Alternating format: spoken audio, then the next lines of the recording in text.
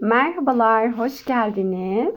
Bugünkü açılımda aklınızdaki kişinin size karşı duyguları, düşünceleri neler, olası gelecekte neler olacak ve sizin gelecekte neler bekliyor? Çok genel bir açılım yapılıyor olacağım. Aynı zamanda inanılmaz bir aşk ritüeli yapıyor olacağız. Para, bolluk, bereket bize çeken, tarot kartlarını kullanan güzel bir manifest tekniği de kullanarak aslında çok güzel bir ritüel hazırladım. Eğer hazırsanız hemen başlayalım.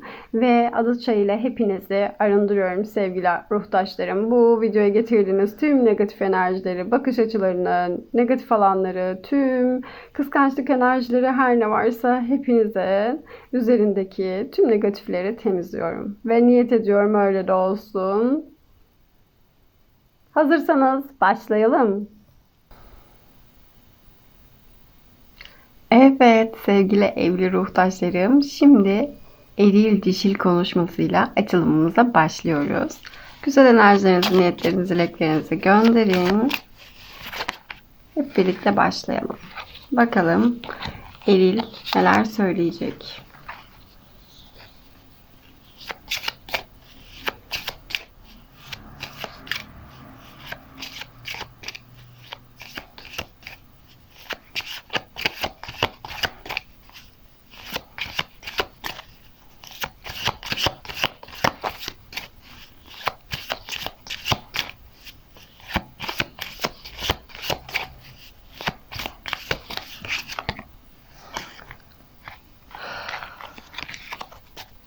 Çok kart geldiği için almıyorum arkadaşlar. Yine çok kart geliyor.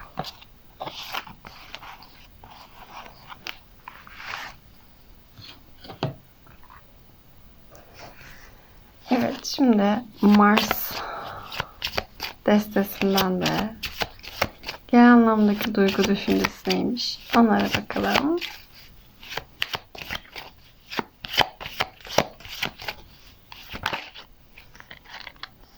Romantizm. Wow. Evet, şimdi sevgili evli ama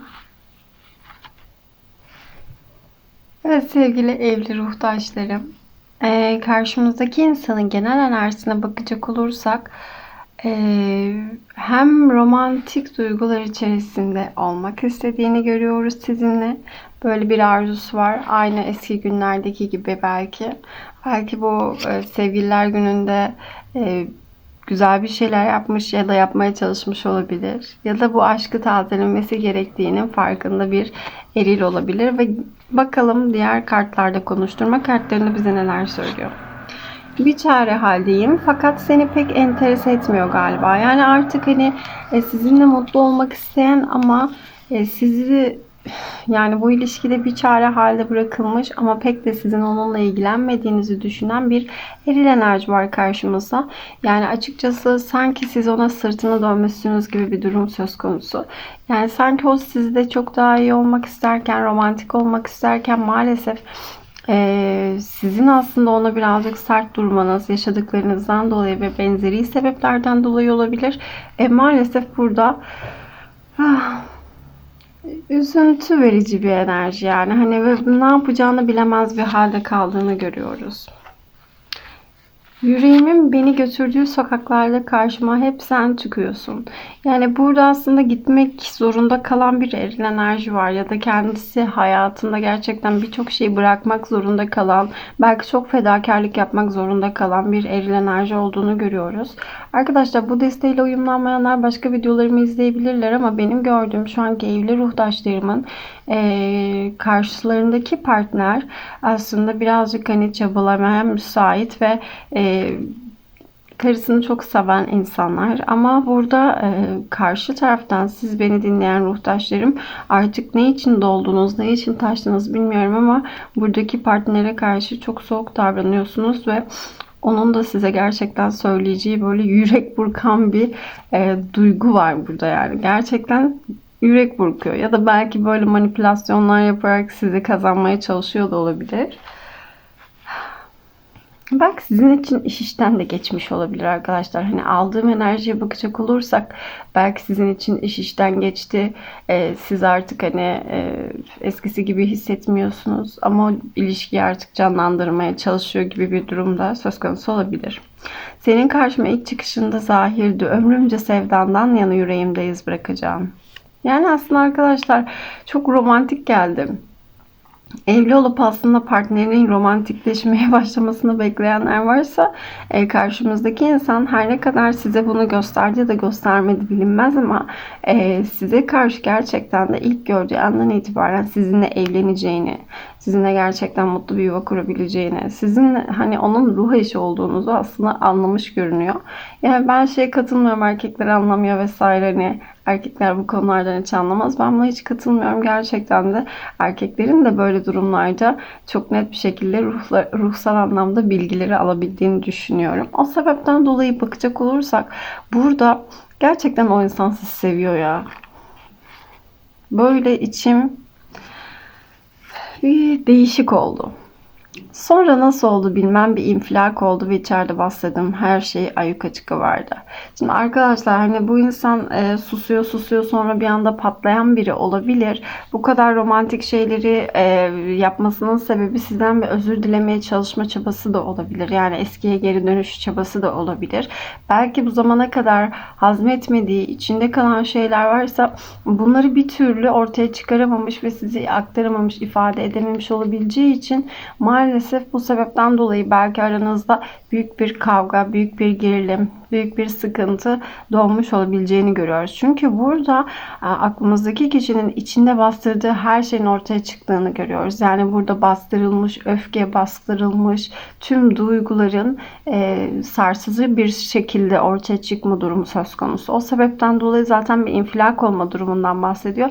Zaten kendi ağzıyla da yaptığı şeyin yanlış bir şey olduğunu, pişman olduğunu görebiliyoruz. Yani hani aslında bunun nasıl ortaya çıktığını da bilmiyor. Yani bir anlık kontrol kaybıyla hiç yapmayacak bir şey yapmış olabilir size ve size bir şok yaşamış da olabilirsiniz. O sebepten dolayı sevgili ruhtaşlarım, aklınızdaki kişi, eşiniz gerçekten sizin hakkınızda size aslında bunları söylemek istiyor. Peki siz eşinize ne söylemek istersiniz?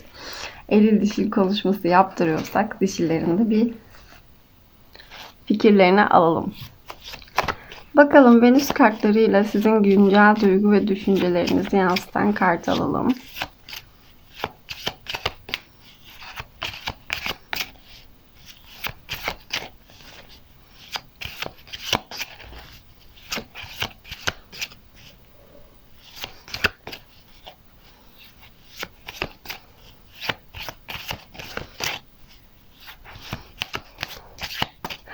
Dişiler istemiyor galiba.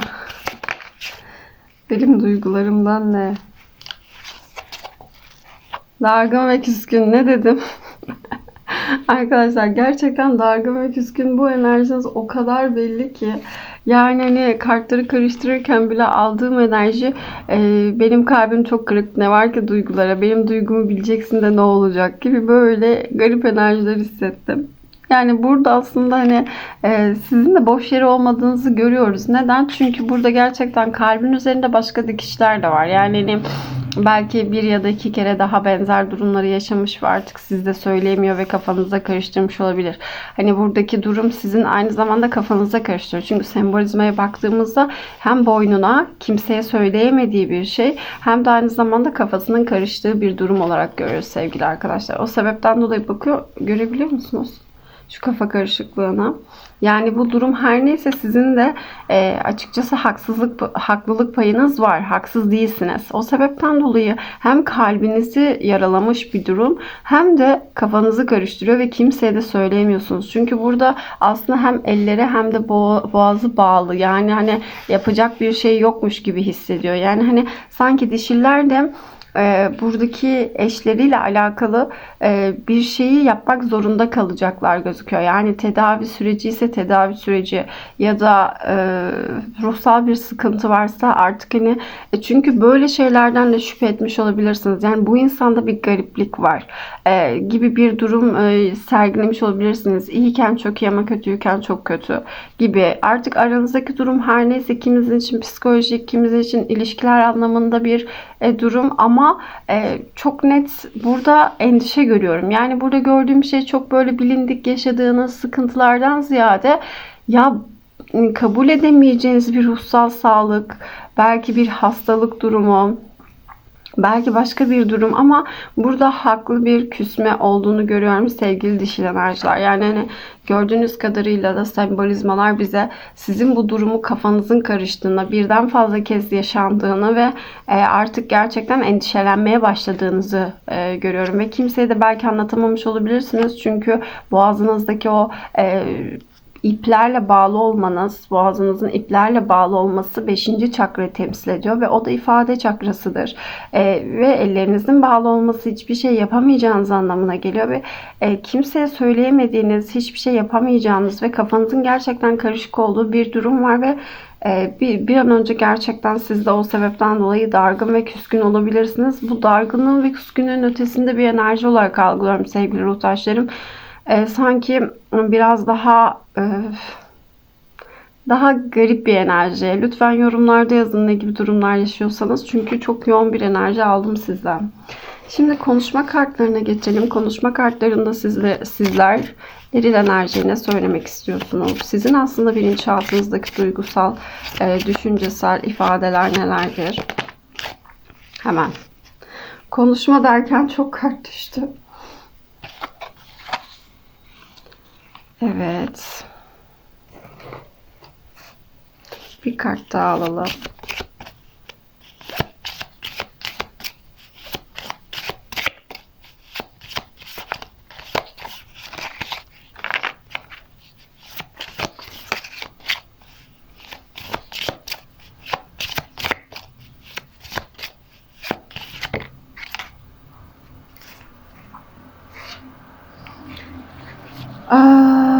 Evet arkadaşlar.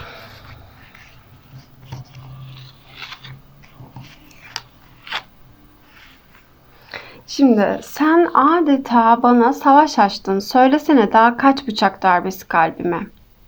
Şimdi burada arkadaşlar ya geçmişteki hanede geliyor zaten bu. Geçmişte gerçekten de size sıkıntılı ilişkilerde zor günler yaşanmış olabilir ama ben ilişkinizin %100'ünde çok kötü bir ilişki yaşadığınızı görmüyorum. Buradaki enerji aslında sizin yaşadığınız ilişkide bazı kırılma noktaları törpülenememiş, tedavi edilememiş ve iyileştirilememiş. Yani ilişkide o yaşanan şeyler kalmış ve kadın tarafından açıkçası biraz fedakarlıkla siz sevgili ruhtaşlarım fedakar olarak aslında biraz özveride bulunarak aslında o kişiyi affetmek durumunda da kalmış olabilirsiniz. Belki o kişi yine böyle romantik şeylerle işte burada söylediği hani seni ilk gördüğümde ben vuruldum yani gibi böyle romantik şeyler yaparak aslında belki yani sizi geri kazanmaya çalışmış olabilir ama bundan sonrasında geri kazandıktan sonrasında kesinlikle bir enerji olmamış gözüküyor. Yani hani buraya baktığımızda siz hep böyle affettiğinizde kalmışsınız ve maalesef bu kalış size gerçekten de yıpratmış gözüküyor. Çünkü burada baktığınızda da zaten farkında mısınız? Zaten yara aldığınızı burada söylemiştik. Kalbiniz gerçekten kalbinizi açıyorsunuz ve gösteriyorsunuz yaralarınızı. Yani çok acıklı bir hikaye. Burada baktığımızda ise de siz savaş açtığınızı görüyorsunuz. Artık bu insanın belki ilerleyen süreçlerde ya da çok yakın bir zamanda artık bu insanın gerçekten normal olmadığını ya da size bilerek bunları yaptığını ya da bilerek yapmadıysa bile bir sebebinin olduğunu, o sebepten dolayı birazcık ürktüğünüzü ve endişelendiğinizi görüyorum. Ve kiminiz de direkt anlamda savaş yaptığını düşünüyor karşısındaki insanın. Ve zaten diyorsunuz belki de karşınızdaki insan sizi sürekli sen hastasın, sen küçük şeyleri büyütüyorsun gibi bazı kırıcı manipülasyonlar uygulamış olabilir. Hani görünürde çok romantik iyi bir insan gibi gözükse de aslında bilinçaltında gördüğümüz kadarıyla size hissettirdiği şey siz çünkü ona açıklama yapıyorsunuz. Ben hasta değilim, kırık döküyüm. Yani burada yaşanılan durum her neyse sizin hasta olmadığınızı, kendinizi aslında normal bir durumun içerisinde değil, anormal bir durumun içerisinde bulduğunuzu ifade etmeye çalışıyorsunuz. Ya burada size durumlar herhalde birazcık manipülasyon yaparak ya da romantik davranarak sizin gideceğinizi görünce çok farklı şekillerde davranacak bir insan ya da yaptığı böyle garip davranışları, size olan yaptığı manipülasyonların üstünü aslında sevgi adı altında örtmeye çalışan bir insan var. Hani o insanın sevgisi yalan demiyorum arkadaşlar. O insanın da sevgisi gerçektir ama sağlıklı sevgi ve sağlıksız sevgi diye bir şey var. Nedense bu açılımın enerjisinde ben karşımızdaki insanın her ne kadar maske takarak, hani ne kadar romantik, ne kadar güzel, ne kadar iyi hani gibi kendini göstermeye çalışsa da aslında, çünkü eril enerjinin şu an bilinçaltına bakmıyoruz. Şu an dişil eril konuşturmasıyla aslında karşılıklı iki tarafın neler düşündüğünü, ne şekilde kendi cephelerinden olaylara baktığını görüyoruz. O sebepten dolayı bu gerçeği yansıtmıyor. Tabii ki şimdi birazdan bakacağım güncel enerjisinde neler var, duygularında neler var, gerçek bilinçaltındaki düşüncelerinde neler var ve gerçekten olası gelecekte neler olabilir ve tavsiyeler alacağız. Ama şu an eril enerji kendini hiçbir şekilde haksız ve hatasız görmüyor. Ve burada çok seven bir eril enerji var ama yaptıklarından pişman. Ama her seferinde de bunu tekrarlayabilecek potansiyeli var maalesef ki. Ve siz diyorsunuz ki bakın arkadaşlar, ya bu dişiler ne yaşadınız, dişiler bana anlatın. Evet dişilerim, sevgili ruhtaşlarım, iyileşiyorum. En derin yaralardan çiçek açıp yeşereceğim ve de her defasında yeniden teslim olacağım aşka. Yani burada aslında siz kendinizi iyileştirmekle uğraştığınızı görüyorum. Yani ama hayata ya da aşka da küsmüş değilsiniz. Yani belki iyileşmesi gereken siz değilsinizdir. Belki hani eşinizin belki bir terapi alması ya da böyle bir durum söz konusu olabilir. Ya da belki birlikte çift bir terapiye gidilebilir. Çünkü sadece sizin bir sorununuz olduğunu görmem. Zaten siz de bunun ilerleyen süreçte ya da yakın bir zamanda bunları fark etmiş olabilirsiniz. Çünkü burada hasta olmadığınızı ve iyileşmeye çalıştığınızı görüyoruz. Yani aslında burada hasta değilsiniz. Sadece yorgunsunuz. O yüzden artık siz de kendinize iyi gelecek şeyleri yapmaya çalışıyorsunuz. Yani burada görmek istediğiniz şey aslında size savaş açtıklarını düşünüyorsunuz sevgili eriller. Hasta değilim, kırık döküyüm, iyileşiyorum diyorsunuz. Yani burada aslında kendini yeniden toparlamaya çalışan sevgili dişiller var ve hani beklentiyi kesmişler, yani eşlerinden beklentiyi kesip aslında hayatı sadece kendi sorumluluğu olarak algılıyorlar. Bence en doğrusu bu sevgili ruhtaşlarım. Neden? Çünkü hayatta hiç kimseye sorumluluğumuzu devretmemeliyiz. Çünkü bu evrensel bir yasa. Herkes bu ruhla birlikte geldiysek eğer bu ruhun görevlerini ve yerine getirmesi gereken sorumlulukların da bilincinde olmak gerekiyor. Buna iyileşmek de dahil. Evet, çevremizdeki sevdiğimiz insanlar bize katkı olabilirler. Bize iyi gelebilirler. Bizim için elinden gelenleri yapıyor olabilirler ama onlardan bunları sırf benim psikolojim bozuldu deyip ya da onların bozduğu psikoloji, yani günün sonunda bizim içimizdeki anne babayla temasa geçerek aslında içimizdeki çocuğu iyileştirerek aslında o temasla birlikte aslında iyileşmeye çalışmalıyız. Bu iyileşme sorumluluğu bize ait ve bence siz en doğrusunu yapıyorsunuz sevgili ruhtaşlarım. Çünkü konuşma sırasında gördüğümüzde eril çok böyle manipülatif, aşk dolu, hatasını anlamış. Bunlar yalan değil arkadaşlar ama hani tekrar size bunları yaptığı için aslında hani siz o yüzden dargınsınız ve küskünsünüz o insana karşı. O yüzden her iki tarafta kendisini ifade ettiğine göre şimdi güncel enerjileri okuduğumuza göre bakalım duygusunda, gerçek duygu ve düşüncelerinde neler var eril enerjinin.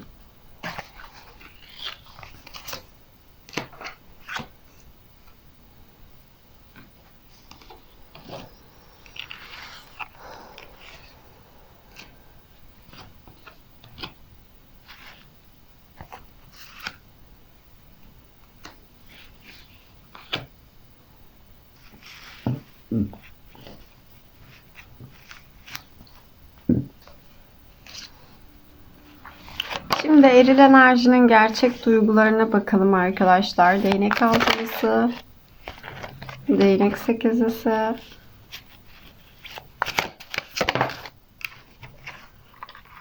Kupa altılısı, kılıç beşlisi, güneş kartı, kılıç sekizlisi.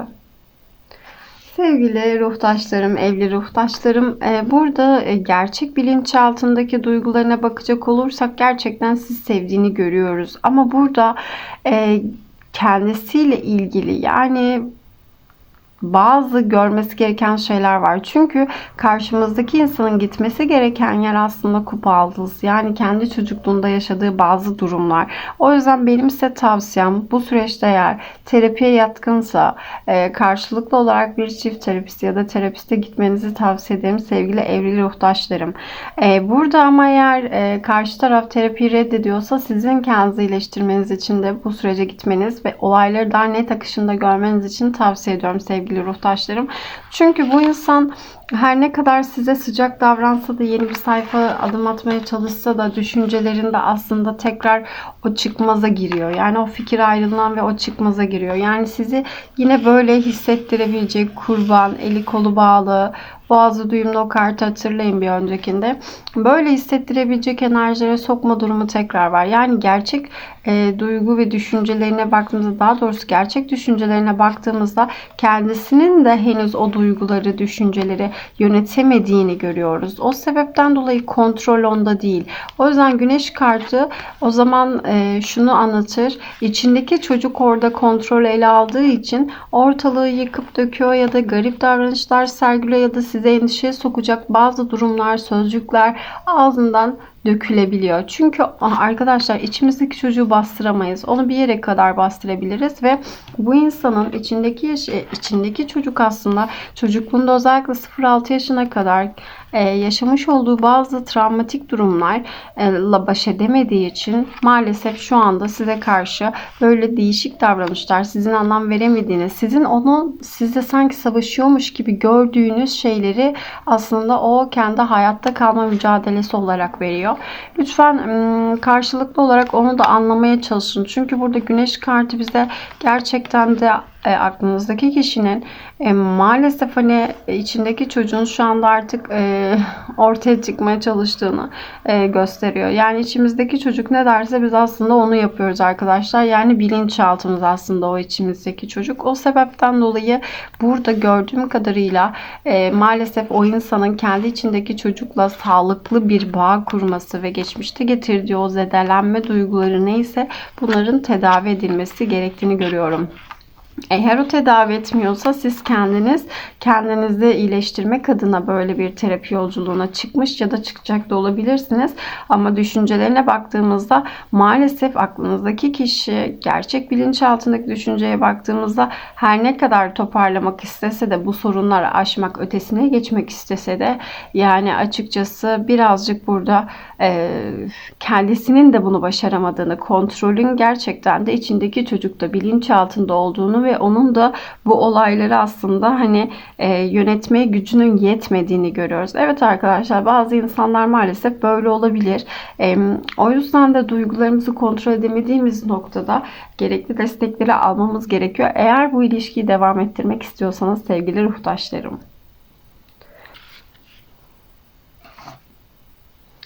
Aynı zamanda değnek altılısı özgüveni de temsil ediyor. Çocukluğuyla ilgili belki özgüven kırıklıkları varsa bu insanın kendisini çok fazla başarıya odaklayarak aslında özgüven kazanmaya çalıştığını da görüyoruz. Yani aslında özgüven, başarı ya da herhangi bir şeyi elde edince ortaya çıkan bir şey değildir arkadaşlar. Bu dışarıdan beslenen bir özgüven maalesef dışarıdaki insanları yıkıma uğratabilir. O yüzden sağlıklı özgüven aslında kişinin her durumda, her koşulda kendine sahip çıkabiliyor ve kendini iyi hissedebiliyor olma durumudur. Kendini koşulsuzca kabul edebilme durumudur. Ancak o zaman özgüven gerçekleşebilir.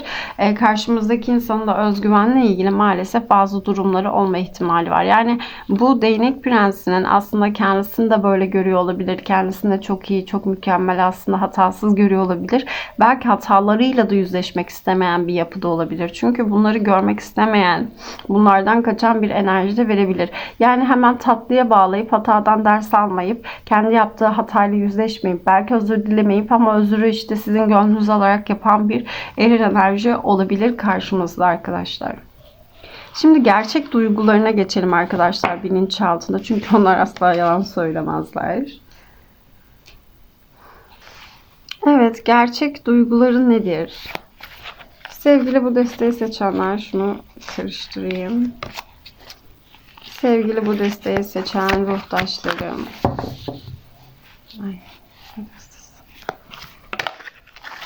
Gerçek düşüncesi nedir?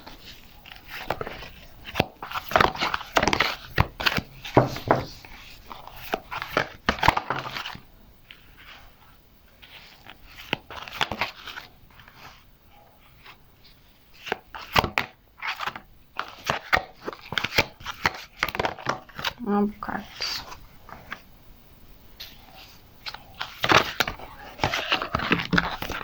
Çok kart düşüyor.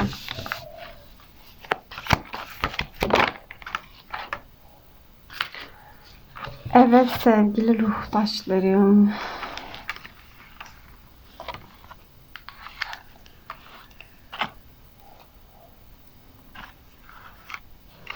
Gerçek düşüncesine bakacak olursak arkadaşlar, iyileşmek isteyebileceğini, kendini affetmek, çevresindekileri affetmek istediğini görüyoruz. Ama yani birazcık da kin tutan bir tarafı da var yani. Belki hava üçlüsü bunu yapamıyor da olabilir. Yani aslında çok böyle kendi içinde nasıl desem, kendi içinde çok böyle duygusal birisi olduğunu görüyorum ama diğer o kadar yara almış ve insanlar tarafından gerçekten çok fazla manipüle edilmiş ve suistimal edilmiş ki maalesef artık hani o iyi niyetinden de eser kalmamış durumları da görebilirsiniz. Yani hani mesela bu insan sadece size karşı iyidir. Geri kalan hayatında insanlara karşı çok çıkarcı, çok materyalist, çok böyle kullanma odaklı bir insan da olabilir. Bunun gerçekten yaşanmış diğer olaylardan ilgili olduğunu görmek de mümkün. Burada tabii ki yaptıklarını haklı çıkarmak için söylemiyorum arkadaşlar ama karşımızdaki insanın bilinçaltını anlarsak o insanın neden bu davranışları sergilediğini de anlayabiliriz. Ve aslında çözüm yolu da buradan geliyor. Ve burada su şövalyesine baktığımızda sizi üzdüğü için üzgün bir insan var burada. İyileşmek için pek zaman harcamasa da kendisini affedemiyor. Kendi yaptıklarıyla aslında kendi içinde çok daha fazla yüzleşemeyen, kendi içinde aslında sizi, ya siz onu belki affedebiliyorsunuz ama o kendini öyle kolay kolay affedemiyor. Yani yaptığı şeyler içinde kalıyor ve kendisini böyle çok rencide eden bir benlik çalıştırıyor burada. Yani kendisini aşağılıyor olabilir. Sürekli kendisini yetersiz görerek kendisini daha çok başarı size layık görmüyor olabilir kendisini. Yani bu içsel bir süreç ama e, e, bu size pek yansıttığı bir durum olarak görmüyorum. Buraya bakacak olursak hala duyguları var. Gerçekten size aşık olduğunu, duygularını gerçekten yoğun yaşadığını görüyoruz. Yani sizin onu terk etmeniz bir kabus gibi.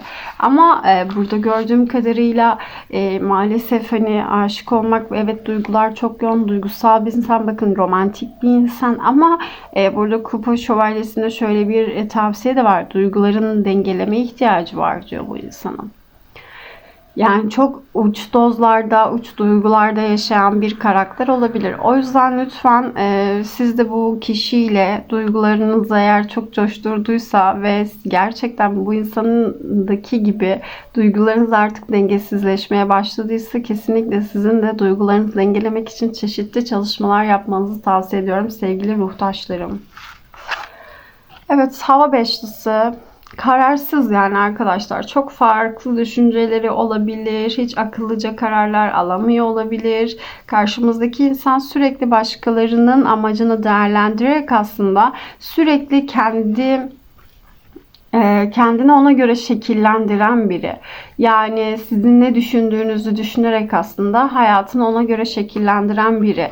Yani kendisi yok burada. Yani sizi memnun etmek için aslında kendisinden vazgeçmiş biri var ama biz bunu istemiyoruz. Biz bu sağlıksız enerjiyi istemiyoruz ilişkilerde. Her iki tarafında sağlıklı bir benlik çalıştırarak aslında mutlu olduğu ilişkiler istiyoruz. O sebepten dolayı burada kılıç beşlisi maalesef kendisine göre değil dışarıdaki çevrenizdeki insanların bakış açılarına göre onlar ne düşünür diye, siz ne düşünürsünüz diye, sizin aileniz neler düşünür diye aslında maalesef kendi hayatını değiştiriyor. Kendi benliğini değiştiriyor. Sırf kaybedilmesin diye. Ama tabii ki bu kadar kişiliği, benliği bastırıldığı için olur olmadık durumlarda da bazen patlamalar ve o infilak oldu demiştik ya kartlarda. Böyle patlamalar ve gerçekten sizi korkutacak derecede bazı endişeli durumlar yaşatıyor olabilir bu insan size. Yani hani gerçekten duygularında sizi seviyor ama kendi benliğinden vazgeçmiş, kendi özünden, ne yapmak istediklerinden vazgeçmiş bir insan olarak görüyorum. Sevgili evli olan ruhtaşlarım. Adalet kartı. Yani adalete inanıyor, yani bir gün belki düzeleceğine, bunun için hani değişmesi gerektiğine, artık hani kendisine de adaletsizlik yaptığına, size de adaletsizlik yaptığına.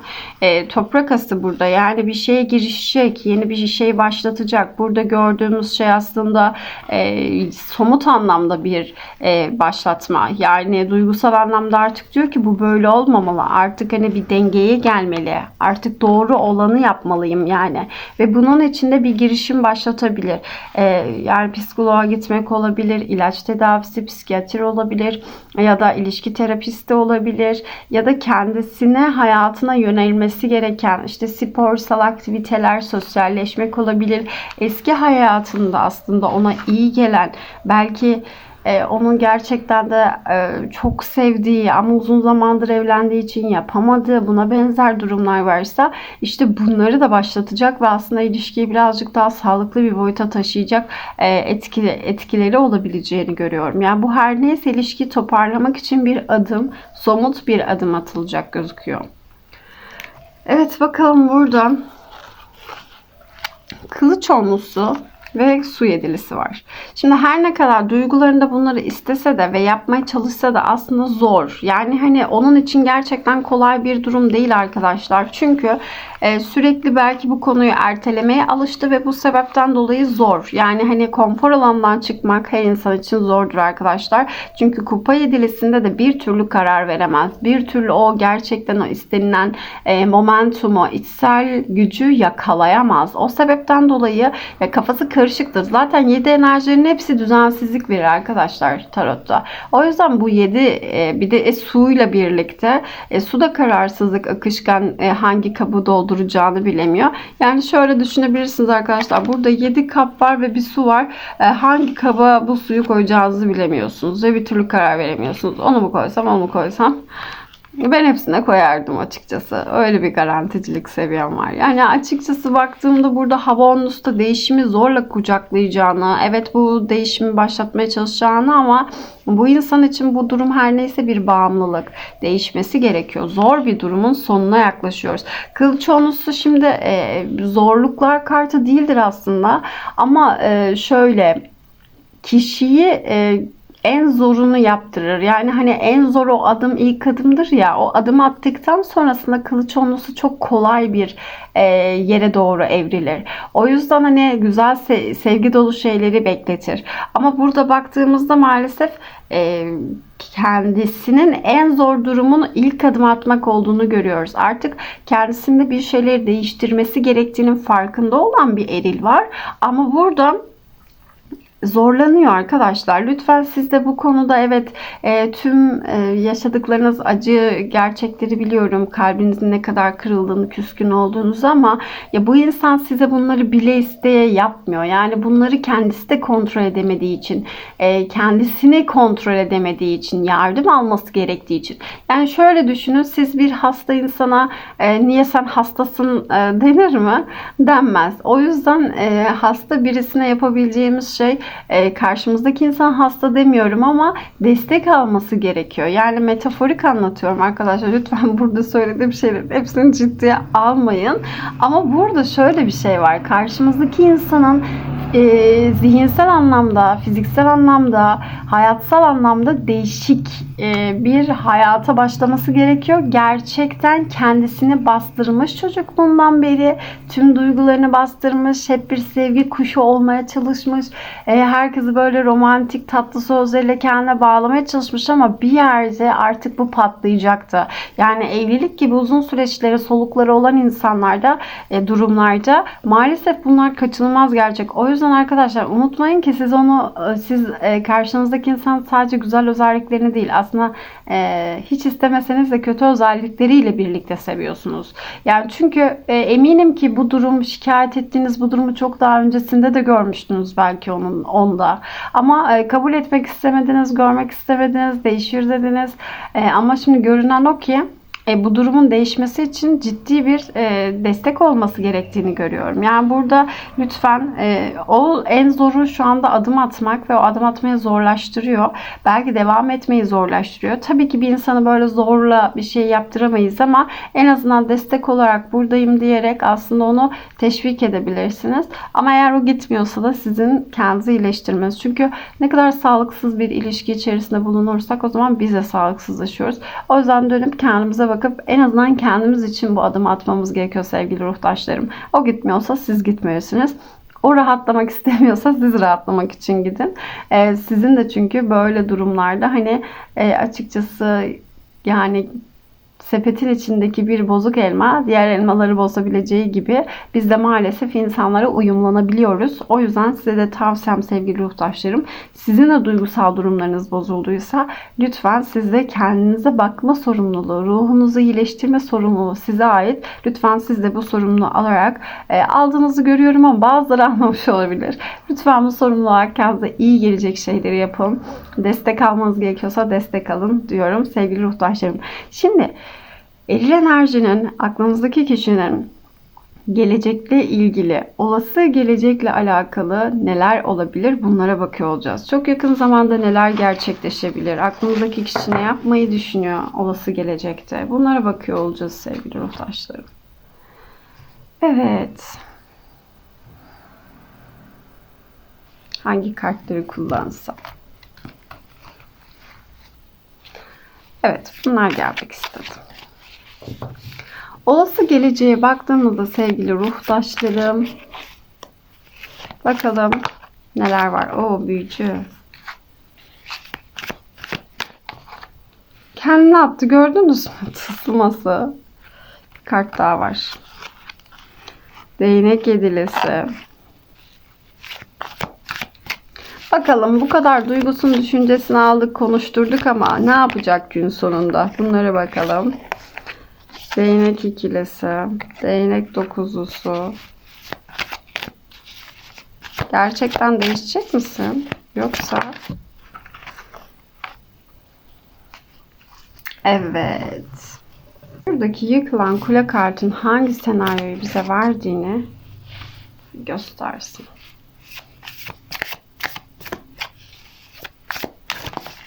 Ah, geldi bu.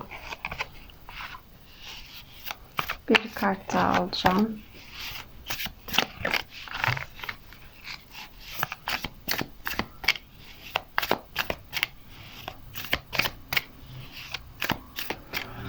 Hatta hepsine Rumi alayım o zaman arkadaşlar. Enerjiler öyle aktı. Tamam, ben de o zaman öyle yapayım. Olası gelecekte neler olabilir aklınızdaki kişiyle, sevgili evli ruhtaşları? Rumiler düşmüyor. Dedim ve düştüler. Ama çok kart var. Alalım. Bu sefer almam gerektiği geliyor. Rumi de düşerse alacaksın. Evet. Son iki kart arkadaşlar. Biraz daha sabredin. Biraz daha sabredin lütfen. Asmadan. Bitti. Son iki kart değil mi? Son bir kartmış. Şimdi sevgili ruhtaşlarım, şimdi karşımızdaki insanın ilerleyen süreçlerde bir adım atacağını görüyoruz. Özellikle bir vadeli süreç içerisindeyken bu adımı atacağını, kendi benliğinden Allah'ın benliğine doğru yolculuk görüyor musunuz arkadaşlar? Yani bu eski benlik neyse bunu bırakmak için bir adım yapacağını, büyücü kartı bize burada büyük bir öğretmeni, yardım alacağımız kişiyi, destekleyici kişiyi aslında gösteriyor. Yani bizim ilk karşılaştığımız, hayatta karşılaştığımız ilk öğretmen figürünü temsil ediyor. O sebepten dolayı büyücü kart aslında o kişinin büyücü kartıyla birlikte, yani büyücüyle birlikte aslında kişi artık bir farklı yolculuğa çıkıyor olabilir. Yani burada kendisiyle ilgili çözmesi gereken şeyleri çözmeye başlayacak ve farklı bir yolculuğa, belki kişisel gelişim yolculuğuna, belki terapi yolculuğuna, belki maneviyat yolculuğuna çıkacak olabilir arkadaşlar. Ama bu her neyse ona başlatacak gözüküyor. Yani hani zarar verdiği şeyleri bitirmek adına. Bakın burada adım atacak demiştik. Bir önceki kartta da bu gelmişti. Adım atacağını, tılsımasıyla bir şeyleri başlatacağını, somut anlamda size bunları kanıtlayacağını söylemiştik. Ve ilerleyen süreçlere baktığımızda ise da ölüm kartı. Çok net bir şekilde ölüm kartı bize eskiyi bırakmamız ve yeniye yer açmamızı, yepyeni bir benlikle bu hayata başlamamız gerektiğini perdesi olduğunu söylüyor. Yani burada bakın mezar cenneti gizleyen perdedir. Bu kadar basit. Yani aslında bunun çok zor olmadığını görecek. Çünkü kılıç onlusunda dediğim gibi başlangıç için birisine destek ihtiyacı vardı. Ve sizin ona destek olabilirseniz başlama konusunda geri kalanın çok kolay ilerleyeceğini görüyorduk. Yani buradaki çözüm her neyse bu çözümü size kanıtlarıyla verecek gözüküyor. Kendi davranışlarını değiştirerek sizi bunun kanıtlayacak gösteriyor. O yüzden mezar cenneti gizleyen bir perdedir arkadaşlar. Yani gerçekten çok güzel. Yani onun için her ne kadar ölüm gibi bir şey olsa da aslında iyi ki de böyle oldu diyeceği bir süreç. Yani sizin de böyle diyebileceğinizi görüyorum. Özellikle. Şimdi bakın değnek yedilisi savaş, ego savaşı demekti. Birbirinize ego savaşı duyuyordunuz, onun size savaştığını düşünüyordunuz. Böyle enerjiler vardı, kavgalar, çatışmalar, buna benzer laf dalaşmaları, sürekli haklılık kavgaları, kaosları bunlar vardı. Ve Allah sizi kalpten ne isterseniz onunla mükafatlandırır. Yani artık bu enerjiler gerçekten yerini kupa 9'lusu enerjisine bırakıyor. Siz eğer gerçekten artık bu süreci aşmak istiyorsanız ve gerçekten değişim istiyorsanız artık bunun size verileceği söyleniyor. Sadece bir tarafın değil, yani sadece eşinizin değil, sadece sizin değil, her ikinizin de aslında bu süreçte gerçekten kalbinden geçenleri niyet edin. Çünkü burada kavga isterseniz kavga yaratırsınız. Güzellik isterseniz güzelliği yaratırsınız. Çünkü Allah sizi kalpten ne isterseniz onunla mükafatlandırır. Siz kalpte aslında onunla gerçekten mutlu olmak için buradasınız. Lütfen bunu unutmayın sevgili ruhtaşlarım. Ve ilerleyen sürece baktığımızda ise kupaların dörtlüsü ve değnek ikilisi. Artık planlar yapılıyor. Burada bırakılması gereken durum her neyse kupa dörtlüsüyle artık hani bırakılmaya başlanıyor. Yani eski benlikten uzaklaşılıyor. Yürek acısı gibi acı yok. Yani kendisi yüreğinde neyi bastırdıysa artık arkadaşlar öyle hissediyorum. Değnek ikilisi de çok uzak zamanlardan da bahseder bize. Ne ikilik oluşturduysa onda. Burada uzak zamanlarda ne yaşandıysa belki anne figürü, belki başka bir şey. Burada gerçekten yaşadığı acıyı bize söylüyor. Ve bu acının ötesine geçecek gözüküyor. Çünkü kupa dörtlüsünde arkadaşlar her ne kadar bize hüzünlü bir zamandan geçsek bile sistemin destek atacağını, kupa uzatacağını ve bizim aslında o boşluğumuzu dolduracağını söyler. Ve o sebepten dolayı burada kupa dörtlüsü olumsuz bir anlamda değil, tam tersi olumlu bir anlamda yorumlamak çok önemli. Çünkü burada kupa 9 dörtlüsü bize aslında pes etmezsen sistemin sana nasıl sihirlerini ve mucizelerini göstereceğinden bahsediyor.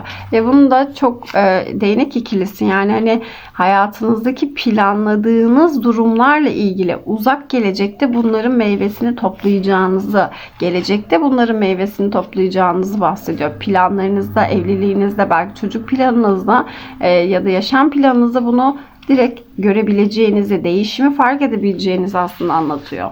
Ve asılmış adam kartı ve değnek dokuzlusuna bakacak olursak, arkadaşlar bu insan gerçekten çok acı çekecek olabilir. Çünkü onun için bu gerçekten çok büyük bir değişim ve dönüşüm enerjisi. Bu sebepten dolayı arkadaşlar benim size tavsiyem onu gerçekten anlayışlı olmak. Eğer bu tedavi sürecini kabul ediyorsa, kabul etmiyorsa tabii ki bu anlayış birazcık sizin de kendinizi terapi yaparak anlayıştan ziyade sınırlarınızı çizmeniz gerektiğini tavsiye edebilirim.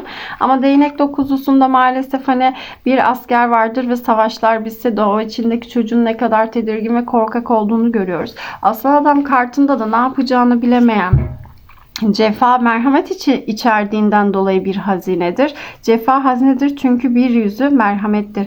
Aslında bu insanın kendi içindeki o merhamet duygusu, o kararsızlığı, o kendisini kendi bacağından asma durumu her neyse aslında bunlarla yüzleşmeye başlayacağı ve maalesef birazcık zorlanabileceğini görüyoruz. Hani birazcık ittirilerek aslında bunları yapacağını ve aslında kendisiyle yüzleşeceğini görüyoruz. Çünkü bu insan hani herkes kendi bacağından asılır diye bir laf var ya, tam olarak bu öyle bir şey. Yani yaptıklarının sorguya çekileceği, kendisinin belki sorguya çekeceği, ters bir açıdan bakacağı, farklı bir vizyondan bakacağı ve yaptıklarının aslında ne kadar kötü olabildiğini. Çünkü yaptıklarıyla yüzleşmekten korkan bir enerji var burada. Ama yine de başlatıyor arkadaşlar. Yine de o size kanıtlarıyla değiştireceğini gösteriyor. Neden? Çünkü Aşıklar kartıyla yıkılan kule kartı geldi. Bu ne demek aslında? Sizin için kendi hayatıyla ilgili bu tüm kalıpları yıkabileceğini görüyoruz. Bunu aslında sadece sizin için değil arkadaşlar. Aşkla ilgili, sadece yaşamı sevmek, yaradanı sevmek, benliğini sevmekle ilgili bir durum olduğunu görüyorum. Sevgili ruhtaşlarım. Yani burada sadece sizin için değil, hayatı böyle yaşamaması gerektiğini fark ederek aslında hem size karşı daha iyi bir eş ve sevgili, hem de daha iyi bir insan ve kendini daha mutlu hisseden, daha iyi hisseden bir insan. Çünkü aşkın binlerce tane dili vardır. Aşıklar kartı sadece öyle aşıklar anlamına gelmez. Bir insanın kendisini gerçekten ilahi sistemle bütünleştirebilmesi anlamına da gelir. Yani içsel rezonasyonu aslında dışıyla bir olabilecek bir insan. Yani maneviyatına burada yöneleceğini söylemişti ya bize. Bu her neyse maneviyatına yönelebilecek ve kendi davranışlarının sorumluluğunu alabileceğini görüyoruz. Yıkılan kule kartı sistemi bunu ona zorla yaptıracağını, zorlayacağını ama bu süreç normal olacağını ve bakın hep 7 sembolizması geldi arkadaşlar. O yüzden bu 7 vadelik bir sürecin konusu. Bakın hep 7 sembolizması. 16 7'ye gidiyor. Burada 7 var. Gerçekten bir 7'miz daha vardı. O yüzden sevgili arkadaşlar bazen yıkılması gereken yıkılmalıdır. 7 buradaymış. Yıkılması gereken yıkılmalıdır. Çünkü burada arkadaşlar eskiyen şeyleri yaradan, ya kendimize ne zaman benliğimize zarar verecek, kendi özümüze zarar verecek şeyler yaptığımızda sistem aslında bizi o kadar çok seviyor ki bizi bizden koruyor. Yani çok sevdiğimiz insanlar da olsa bizden koruyor. O yüzden sistem o kadar mükemmel çalışıyor ki kendimizi yıkmaya izin yok. Burada yıkılan kule kartı aslında kendimize ait olmayan o tabuları, bakış açılarını, negatif düşünceleri, bunları bırakmamız gerektiğini gösteriyor. Çünkü bu ilişkide her iki tarafta kendisi olmaktan vazgeçmiş, o güzel ilk zamanlardaki birliktelik enerjisinden vazgeçmiş ve bazı travmaların, belki durumların tetiklendiklerinden dolayı aslında maalesef kurban olmuşlar. Ama kurbanlık o anlamda söylemiyorum. Yaşanan durumlardan etkilenmişsiniz anlamında söylüyorum. Ama şimdi yıkılan kule diyor ki evet, şimdi ben sana destek atacağım. Kendini artık yok edemezsin. Yok etmene izin vermiyorum diyor ve aslında o insana kurtuluşa götürüyor. Çünkü kendi benliğinden Allah'ın benliğine doğru bir yolculuğa çıkıyor bu insan. Ve 7-7-7 kartlarımızda birleşti. 7 vadelik süreç içerisinde aslında arkadaşlar bu insanın size kendini kanıtlayacak terapi, tedavi ya da her neyse ilişkinize iyi gelecek bir şeyi başlatacağını ve sizin için bunu yapacağını ve ilişkinizin 7 vadelik süreç içerisinde çok daha güzel bir enerjiye evrileceğini görüyorum. Ama pes etmeyin, bu da bir süreç. Yani hani sizin de eğer iki olasılık var arkadaşlar. Sizin için değişimi göze alacak ve bu adımları atacaksa tabii ki pes etmeyin. Ama eğer sizin için bunları yapamayacaksa ya da sadece bencilliğine devam edecekse o zaman tabii ki sınırlarınızı koyun ve ne istiyorsanız onu yapın arkadaşlar. Şimdi açılımlarda da yanlış anlaşılmasın. Hani sanki hep erkekleri bekletme tarafında ya da hep yaptıkları şeyleri hoş görme tarafında gibi gözükmeyeyim.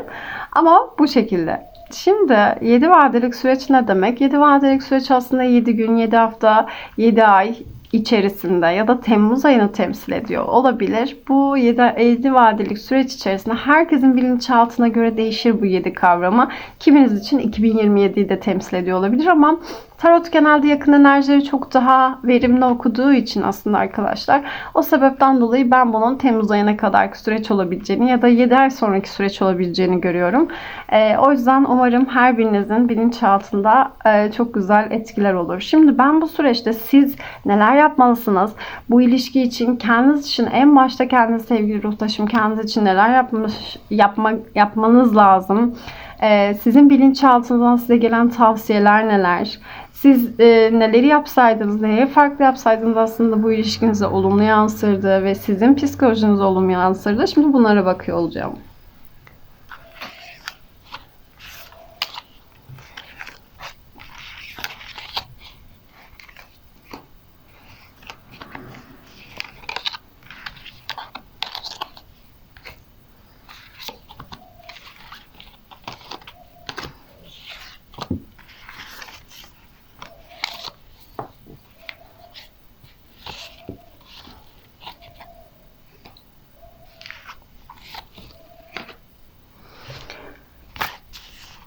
Evet, bilinçaltınızın size verdiği güzel mesajlar nedir? Bu süreçte siz nasıl davranmalısınız? En yüksek karşınızda en güzel şeyleri çekmek için hangi enerjiyi çalıştırmalısınız? Neler yapmalısınız? Bunlara bakıyor olacağım sevgili ruhtaşlarım. Bugün kartlar.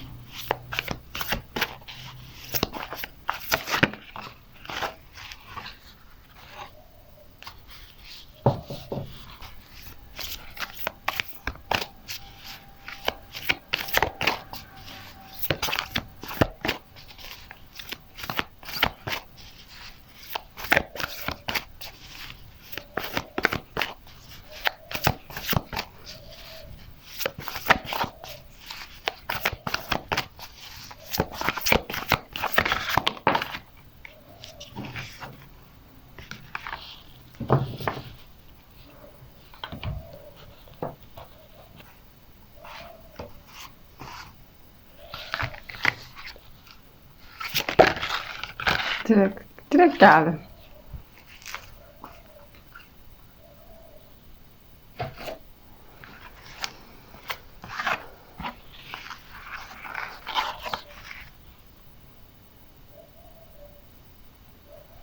Evet sevgili ruhtaşlarım. Hayır kartı geldi. Burada hayır kartı size tavsiye edilen şey şu anda bekleyin. Yani bir karara varmayın. Hemen şu anda bir karara varmak için çok erken olduğunu, acele ettiğinizi görüyoruz. Burada acele etmeyin ve lütfen yapacağınız şey aslında bakın şu an bu kadar yıldırımların olduğu, belirsizliğin ya da kaosun olduğu bir yerde siz karar vererek o yıldırımlara doğru gitmeniz ya da bu süreçte çok ani kararlar vermeniz sizin hayrınıza olmaz ve sizin bir karar vermenizi ya da siz eğer gerçekten şu süreçte insanların çok fazla lafını dinliyorsanız, çok fazla insanların bakış açılarını dinliyorsanız lütfen onları da durdurun. Bir içinize dönün, biraz sakinleşin. Lütfen hayır deyin sevgili ruhtaşlarım. Durmaya veya hayır demeye çağrılıyorsunuz. Size uymayan bir şeye evet demek enerjinizi ve zamanınızı tüketir. Size %100 uyan bir şeyi beklemek için reddedin. Genellikle bir karar vermek için bize yol gösterilmesini beklediğimiz zamanlarda net ve kesin bir edimde bulunmamak bizi yıldırabilir. Ancak zamanlama her şeydir. Bize yol gösterilmemesi de bir bakıma yol gösterme olabilir. Hepimiz bekleme dönemlerinden geçmişizdir. Bu dönemler bedeninizin yeniden doğması, yeni yolun ortaya çıkması, evrenin sizin adınıza bir şeyler yaratmaya başlaması için çok önemlidir sevgili ruhtaşlarım. İlerlemek için her zaman zorlamanız gerekmez. Zamanı geldiğinde uyumlu ve güçlü bir evet demek sizi hemen ön plana çıkartabilir. Sırf şimdi tek seçenek buymuş gibi göründüğü için durumları zorlamayın. Bir mola verin ve bekleyin. Aslında bu bekleyiş çok verimlidir. Çünkü hareket zamanı geldiğinde hemen işe koyulmaya hazır olacaksınız. Bu zamanı gerçekten ne istediğinizi düşünmek, yeniden canlanmak için kullanın. Seçeneklerinizi göz önüne alın. Eğer seçenekler açık değilse korkmayın. Çünkü bu süre bir armağandır. Onu bahçenize bakmak, dinlenmek için kullanın. Depar atmak ve gelecekteki bir zaman için hazırlanmak adına hareketli hayatınıza ara vermek için kullanın. Çünkü ilkbahar geldiği zaman durumlar netleşecek. Evet diyecek ve hızla harekete geçecek rezerve, alana ve dürtüye sahip olacaksınız. Hayır deyin, erteleyin ve bekleyin. Evet arkadaşlar, sevgili ruhtaşlarım, çok güzel açıkladı bu kart. Gerçekten bayılıyorum bu destelere. Aslında sizin şu anda hemen bir sonuca varıp artık bitsin, yeter, istemiyorum gibi enerjiler varsa lütfen böyle enerjiler kendinizi galyana getirmeyin ve artık birazcık beklemeniz ve içinize dönüp birazcık dinlenmeniz gerektiğini söylüyor. Bakın burada Zen kartı da geldi. Zen zihni demek. Zen zihni zaten huzurlu bir, ermiş bir zihin. O yüzden hiç konuşmayan, sessiz, sakin, ermiş gibi insanları temsil ediyor. Her şeyi hayatınızda sanki ilk kez görüyormuşçasına bir çocuğun coşkusuyla deneyimleyin. Bu zen zihnidir. Hep taze, hep farkında, hep acemi. Lütfen sizi çocukluğunuza götürecek, sizi iyi hissettirecek, yani çocuk gibi sizi mutlu edecek şeyler neyse, sizin zihninizi susturacak şeyler nelerse bunlara odaklanın sevgili ruhtaşlarım. Bunlar kiminiz için bir terapiye gitmek olabilir, kiminiz için meditasyon çalışmaları yapmak, kiminiz için bir boya kalemi alıp boya kalemleri, mantra çalışmaları, mandala çalışmaları yapmak olabilir. Kiminiz için hobi edinmek olabilir, çok çocukluğunuzda yaptığınız bir hobiyi tekrardan başlatmak olabilir. Kiminiz çocuklarla ilgili bir hobi yapacak olabilir. Çocuklarla ilgili bir işe odaklanmak, belki gönüllü bir yerde çalışmak, sadece gönüllü bir şekilde insanlara katkı olmak için bir şey yapmak isteyecek olabilirsiniz. Ama bu süreçte birazcık sakinleşerek aslında bunları yapmak çok önemli. Huzur evlerine gidip kitaplar okuyabilirsiniz. Bu tarz şeyleri tavsiye ediyor aslında kartlar. Ve 4. ev, ailemin köklerini ziyaret ediyorum. Ne kadar güzel. 4. ev aileyi temsil ediyor. Babayı temsil ediyor. Kimileri anne diyor. Ama Batı astrolojisinde babayı temsil ediyor. O sebepten dolayı babayla ilgili durumları, aile evine gidilmiyorsa aileyle ilgili durumlar, barışmalar, buna benzer enerjileri kesinlikle arkadaşlar aktive etmeniz gerekiyor. Ve ailenizi ziyaret etmiyorsanız, mezarları varsa aile büyüklerinizi ziyaret etmenizi tavsiye ediyorum. Mezarlarını temizlemek olsun. Onların adına küçük bir seremoni tarzında bir hayır dağıtması olabilir. Böyle iyilik, onlar adına yapılacak bir iyilik, bir sadaka verme durumu, birilerine katkı olma durumu olabilir. Çünkü burada bakın hem barışmayı temsil ediyor, hem yardımlaşmayı temsil ediyor. Birisinin elini tutuyorsunuz ya da birisi sizin elini tutuyor. Yani birilerinin elinden tutmanız gerekiyor arkadaşlar. Çünkü 4. ev aileyi temsil ediyor. Ailenize düşkün durumda olanlar varsa, yardıma muhtaç durumda olanlar varsa lütfen onlara da İlla maddi durum olarak değil, iş arıyordur, iş bulabilirsiniz. Çevreniz vardır, tanıdığınız vardır. Lütfen aileler arasında da aslında bir bağlantıyı güçlendirmeye çağrılıyorsunuz sevgili dostlarım. Şimdi aslında karşımızdaki insanın 4. ev aslında karşımızdaki insanın her ne kadar sıkıntıları olabileceğini söylesek de geçmişten getirdiği aslında sizin de ortak benzer yaralarınız olduğunu gösteriyor bu kart aslında bize. O yüzden sizin de duygularınızı daha iyi anlamak için aile köklerinizi öğrenmek, onlardan ders almak için terapiler ya da şifa çalışmaları yapmak size faydalı olacaktır sevgili ruhtaşlarım. Sizin içinizde ailenizden gelen bazı davranış örüntüleri var.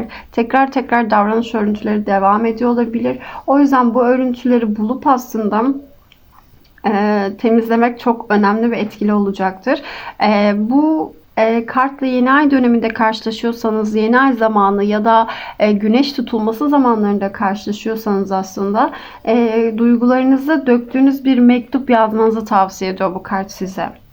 Eğer dolunay döneminde karşılaştıysanız da ailenize minnetinizi göstermeye ve aranızda kuracağınız olumsuz bağları ortadan kaldırmak için çalışmalar yapmaya davet ediliyorsunuz. Yani o yüzden lütfen ailenize daha çok zaman geçirmek, evinizi düzenlemek ya da ailenizin evini düzenlemek, ailenizde yardıma ihtiyacı olan insanların onlara katkı olmak, onlara yardım etmek, çocukluğunuzda aldığınız eğer eğitim varsa, farklı bir eğitim, hobi, buna benzer bir enerji varsa eğer, şu an onunla da ilgilenmeniz gerekiyor olabilir. O yüzden kim olduğunuzu hatırlayacağınız, aslında aile köklerini ziyaret ederek kim olduğunuzu hatırlayacağınız, daha fazla nereden geldiğinizi hatırlayacağınız ve aslında derin ve samimi bağları kendinizde koyabileceğiniz, kendinizi çok daha iyi algılayabileceğiniz, hani bir davranış yapıyorum ama şu yüzden yapıyormuşum, bu yüzden yapıyormuşum gibi aslında ailenizle olan bağınızı fark ederek bu enerjiyi gerçekten değiştirmeniz gerekiyor. Kendinizi daha yakından tanımak için ailenizin köklerini bir ziyaret etmeniz gerekiyor. Bu her anlamda bir ziyaret olabilir sevgili ruhtaşlarım. Çünkü sizin şu anda buna ihtiyacınız var. Bunları yaparsanız kendinizi daha yakından tanıyıp her şeyi daha böyle kabule geçerek aslında hemen bir karar verme kontrolünden çıkarak aslında çok daha rahat ve sevgi dolu hareket edebilirsiniz. Videonun sonunda çok güzel bir ritüel çalışması yapıyor olacağım. Siz de sevdiğiniz her şeyi hayatınıza çekmek için, aşk hayatınızda bu sorunların ötesine geçmek için, hayatınızda her neyi istiyorsanız niyet ederek bu videoyu beğenip bana katkı olabilirsiniz ve birlikte bu güzel aşk ritüelini gerçekleştiriyor olabiliriz. Çok öpüyorum. Videonun sonuna birazdan ritüel kısmı başlıyor olacak. Umarım o ritüelden de çok keyif alırsınız. Videoyu beğenen her ruhtaşım için o videoyu niyet ediyor olacağım. Çok öpüyorum. Kendinize çok iyi bakın. Görüşmek üzere sevgili ruhtaşlarım. Yorumlarınızı bekliyorum. Beğenilerinizi bekliyorum. Çünkü gerçekten biz bir aileyiz ve aile olmak için bağ kurmak gerekiyor. Çok öpüyorum. Hoşçakalın. Bay bay. Aile aşk ritüeline hoş geldiniz sevgili ruhtaşlarım. Bugün çok güzel bir ritüel hazırladım. Yine aynamızı kullanarak aslında çok güzel bir aşk, para, tüm güzel enerjileri, niyetleri bize çekecek. Ve Mart ayında ve bu videoyu her ne zaman izliyorsanız o ayın size getireceği güzel, bolluk, bereket, aşk enerjilerini aktif edecek çok güzel bir ritüel hazırladım. Gelin isterseniz başlayalım. Arkadaşlar 1 Mart itibariyle başlayan bir Venüs retromuz var. Venüs retrosu aslında duygusal anlaşmazlıkları, kavgaları, çatışmaları ortaya çıkaran bir enerji. O yüzden yaklaşık 3 hafta kadar daha da devam edecek enerjisi. O yüzden ilişkilerimize çıkmazlar, sıkıntılı bu tarz enerjilerden korunmak için çok güzel bir zaman. Eğer retro enerjilerini sağlıklı anlamda çalıştırabilirsek, şifalanıp kendimize destek olabilirsek aslında çok güzel, 2 katıyla Venüs'ün enerjisi hem para hem de ilişkiler olduğu için hem para hanesinde hem de ilişkiler hanesinde çok güzel, olumlu, çifte şanslı olacağımız bir zaman dilimi olabilir. Tabii ki bu videoyu izleyen, kanalıma abone olan, bu videoyu beğenen, yorumlarda buluşan sevgili canlarım için yapıyor olacağım. Lütfen yorumlarda Venüs retrosunu alıp kabul ediyoruz yazarsanız bu enerjiler sizin için de aktif olsun sevgili ruhtaşlarım. Bu dönemde kalbimizi, enerjilerimizi korumaya almak çok önemlidir. Arkadaşlar retro zamanında kendimizi korumaya almak inanılmaz önemli bir etkendir. O sebepten dolayı kendimizi korumaya almak için bugün zaten hem ada çayıyla hem de diğer türlü bir enerji çalışması yaparak aslında çok güzel bir koruma alanınıza aktive edeceğim sizin için. Bu dönemde duygusal anlamda ani kararlar almak hiç uygun bir zaman dilimi değildir arkadaşlar. Özellikle ilişkilerle ilgili ani kararlar almak için uygun bir dönem değil. Nostaljik anılar canlanabilir. Özellikle duygusal konularda ilişkilerinizin olduğu kişilerle belirsizlik hisleri ortaya çıkabilir. Ama bunlar geçici arkadaşlar. 3 hafta sonra kaybolacaktır. Zaten bu ritüel çalışmasını da bu yüzden yapıyoruz. Bu tarz enerjiler hiç bizim titreşim alanımıza girmesin diye. Özellikle bu süreçte kalp çakrası ile ilgili çalışmalar yapmak çok önemlidir arkadaşlar. Kalp nefesi diye bir çalışma vardır. Bu çalışmayı yapmayı sevenler, meditasyon yapmayı sevenler kalp nefesi üzerine çalışmalarını güçlendirebilirler. Bu dönemde bize faydası olmayan, duygusal anlamda işimize yaramayan tüm bilinçaltı kalıplarından kurtulmak için çok güzel bir zamandır arkadaşlar. Venüs retrosu zamanları. Ve eski sevgililerin genelde aradığı, aslında Merkür Retrosu gibi gözükse de eski sevgililerin geri döndüğü, ilişkilere başlanıldığı dönemlerde bu dönemlerdir. O yüzden bu dönemlerde de eski yaralarınızı şifalandırdığınızda o kişinin tekrar aynı hataları yapmayacağından emin olarak ilişkilere başlayın arkadaşlar. Parasal konuda da tutumlu olmanız gereken bir süreci gösterir aslında buradaki Venüs Retrosu. Çünkü çok fazla gereksiz yere büyük harcamalar yapmanızı teşvik edebilir. Çünkü burada Venüs'ü sağlıklı çalıştırmayan kişiler maalesef çok fazla para harcayarak aslında kendi içindeki yaraları sarmaya çalışabilirler. Bu dönemde özellikle duygusal kararlar almamanız, harcamalarınıza ve yatırımlarınıza dikkat etmeniz gerekiyor sevgili arkadaşlar diyorum ve yavaştan ritüele başlıyorum. Şimdi bu tüm saydığım negatif enerjileri her birini iptal etmeyi seçenler yorumlara iptal ediyorum yazın lütfen. İptal ediyorum. Venüs Retrosu'nun getirdiği tüm negatif etkilerin arınışını seçiyorum. Hepsini tümüyle iptal ediyorum.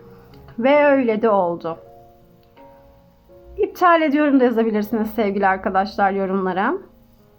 Ve şimdi Venüs Retrosu'nun bu negatif enerjilerini arındırmak için kendi hazırlamış olduğum tütsümü yakacağım. Çünkü adaçayı ve lavanta hem koruyucu hem de negatif enerjileri arındırıcı bir etkiye sahip arkadaşlar. Evet arkadaşlar, iptal ediyorum deyin. Ve her biriniz için Venüs Retrosu'ndan negatif etkilendiğiniz tüm etkilerden arınışınızı seçiyorum. Tüm negatif alanlarınızı, nazar, büyü, tüm negatif Venüs Retrosu'nun getireceği tüm negatif enerjileri İptal ediyoruz, iptal ediyoruz, iptal ediyoruz.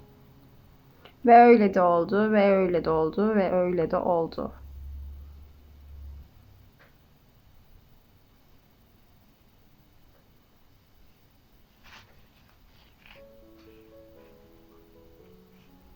Evet ve öyle de oldu arkadaşlar. Şimdi bu enerjiyi iptal etmek için yapacağımız şey bir bardak suya şöyle alayım. Bir bardak suya birazcık sirke katarak arkadaşlar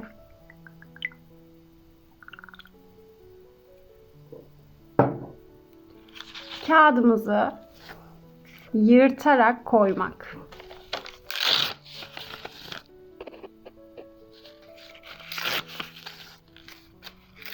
Çünkü negatif enerjileri iptal etmek için arkadaşlar o anlaşmaların feshedilmesi gerekir.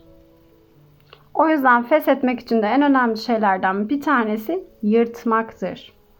Sakın yakmayı düşünmeyin arkadaşlar. Bu tarz arınma çalışmalarında yakmayı düşünmeyin. Bir gece suda beklettikten sonrasında kağıtları çöpe atıyoruz. Bu kağıtlar iyice ıslanana kadar bir gece boyunca o negatif enerjiyi bekletiyoruz.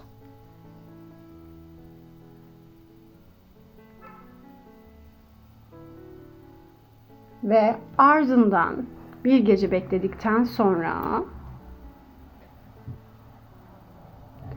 çöpe atıyoruz arkadaşlar. Sakın ben işte bunu yakayım mı? Hayır. Aktive etmek istediğimiz enerjileri yakarız arkadaşlar ritüel çalışmalarında. Arındırmak istediğimiz şeyleri ise suyla arındırırız. Şimdi Tüm niyetlerimiz gerçek oluyor. Aşk, para, sağlık, bolluk, bereket bizimle, sevdiklerimizle, şükürler olsun. Arkadaşlar çizimlerim çok kötü, o yüzden aldırış etmeyin. Çizimi iyi olan birisi varsa bana çizim dersleri verebilir sevgili ruhtaşlarım. Şimdi tekrar okuyacağım. Tüm niyetleriniz gerçek olmuş gibi şükrediyoruz arkadaşlar. Aşk, para, sağlık, bolluk, bereket bizimle, sevdiklerimizle, şükürler olsun. Tekrar son kez okuyorum ve içten ve kalpten arkadaşlar. Tüm niyetlerimiz gerçek oluyor, şükürler olsun. Aşk, para, sağlık, bolluk, bereket bizimle ve tüm sevdiklerimizle, şükürler olsun. Aldık, kabul ettik. Şimdi yansıtmak istediğim enerjiyi aynamın üzerine koyuyorum arkadaşlar. Neyi yansıtmak istiyorsak aslında ayna ritüelinin mantığı, temeli bu. Neyi yansıtmak istiyorsanız aynanın üzerine koyuyorsunuz. Ve aynı zamanda tarot kartlarımızdan destek alıyor olacağız. Kupa kralını koyuyorum çünkü aşkı, sevgiyi, ruhsal birlik, beraberliği temsil ediyor. Kader çarkını koyacağım. Bu süreçte kaderin güzel enerjileri, olumlu enerjileri, adım atmamızda engel olan, retro enerjisine engel olan her şeyin çarkın çevrilmesi için kader çarkı enerjisini aktive ediyor olacağım. Tabii ki maddi bolluk, bereket için, güzel kazançların, yatırımların gelmesi için de parası kartını kullanıyor olacağım arkadaşlar. Aşka dair, evlilik teklifine dair, aşka dair her ne varsa hayata aşkı kendine çekmek isteyen danışanlarıma da niyet ederek aşk enerjisini aktive ediyorum. Ruhsal denge, ayrılıkların barışılması için, aslında barışmaların olması için denge kartını koyuyorum tüm ruhtaşlarım için. Tüm niyetlerinizin gerçek olması için güneş ve kupası kartlarını koyuyorum.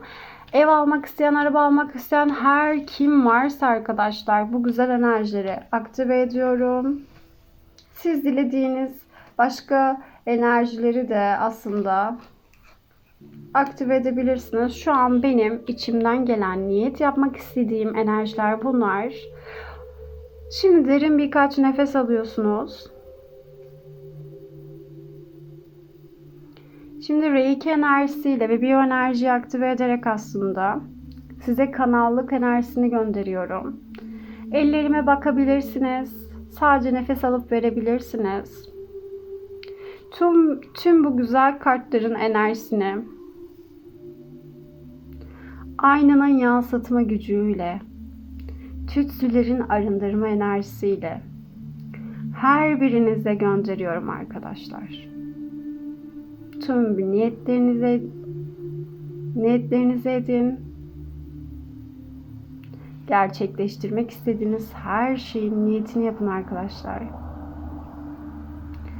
Tüm bu güzel kartların enerjilerini size gönderiyorum. Reiki kanallığımı aktive ediyorum. Derin nefesler alıp verin arkadaşlar.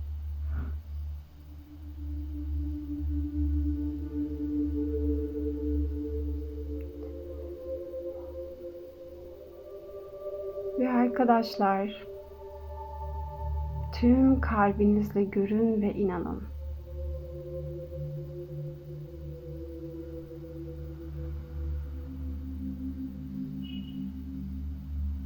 Hatta telefonla bir sevdiğinizi arayın ve tüm dileklerinizin bu çalışmadan sonra gerçekleştiğini, bu çalışmanın ne kadar etkili olduğunu ve bu videoyu onun da izlemesi gerektiğini hayal edin. Tüm duyguları içinizden geçirin. Reiki enerjim size, kanallığım size katkı olsun. Tüm enerjileri kabul edin arkadaşlar.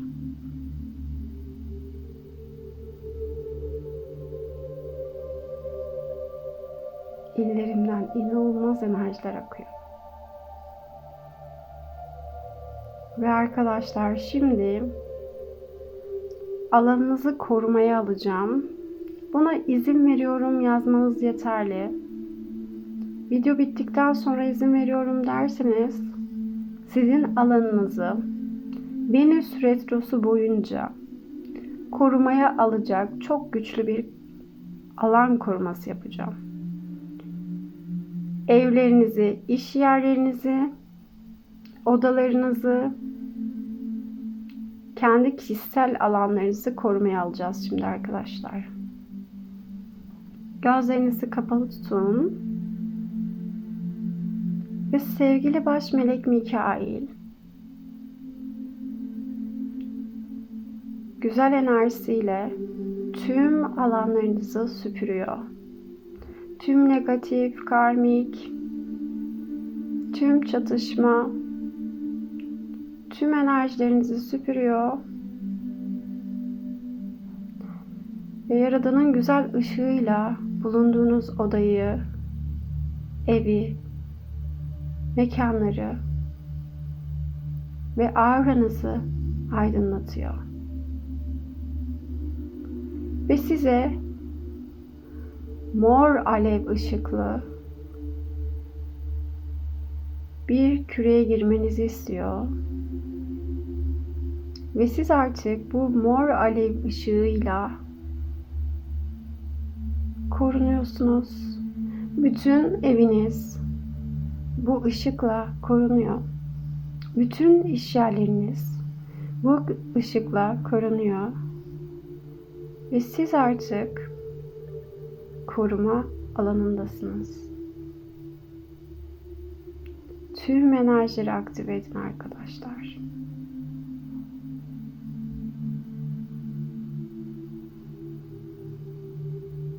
Ve sevgiyle baş melek Mikail'e gönderin.